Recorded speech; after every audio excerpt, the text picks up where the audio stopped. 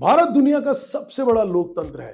यहां सरकारें बनती है सिर्फ एक वोट से भी, और वही वोट हमेशा से सवालों के घेरे में भी रहा है। अगर हम थोड़ा पीछे जाएं तो देश में पहले बैलेट पेपर से मतदान होता था। लोग लाइन में लगते थे, पर्ची पर मोहर लगाते थे और बैलेट बॉक्स में डालते थे। लेकिन इसी सिस्टम पर सबसे ज्यादा आरोप लगे बूथ कैप्चरिंग, फर्जी वोटिंग और बॉक्स बदल देना और हजारों वोट एक साथ गायब हो जाना। इन्हीं सवालों के बीच सिस्टम को बदला गया और ईवीएम सिस्टम लाया गया और कहा गया कि अब ना पर्ची होगी, ना बॉक्स बदलेगा, ना बूथ कैप्चरिंग होगी। लेकिन वक्त के साथ ईवीएम भी सवालों से अछूता नहीं रहा। कोई कहता है मशीन हैक हो सकती है, तो कोई कहता है कि बटन दबाओ एक को तो वोट जाता है दूसरे को। मतलब साफ है, बैलेट हो या ईवीएम, भरोसे पर सवाल आज भी कायम है। लेकिन इसी के साथ एक बड़ी समस्या, सरकारी खर्च। हर चुनाव में हजारों करोड़ रुपए सुरक्षा बल, कर्मचारी, मशीनें, ट्रांसपोर्ट और महीनों तक पूरा सिस्टम ठप।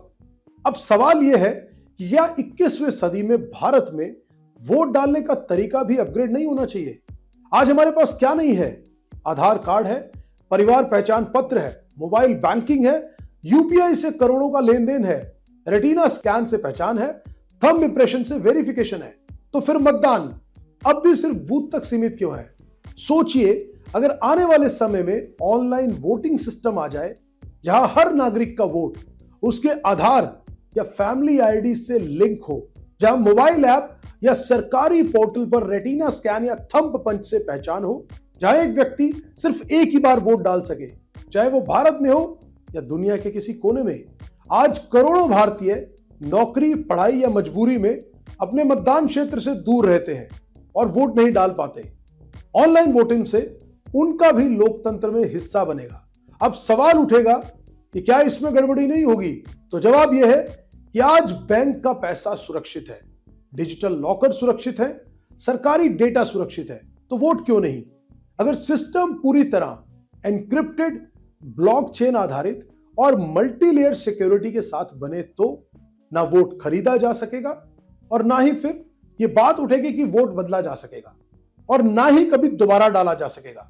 तो सबसे बड़ी बात, मानव दखल कम होगा और जहां इंसान कम वहां गड़बड़ी की संभावना भी कम। जरूर यह सिस्टम एक ना एक दिन आएगा। इसके लिए ट्रायल होंगे, पायलट प्रोजेक्ट भी होंगे, कानून भी बदलेंगे, साइबर सुरक्षा मजबूत करनी होगी। लेकिन सवाल यह नहीं कि क्या यह संभव है, सवाल यह है कि क्या हम इसके लिए तैयार हैं।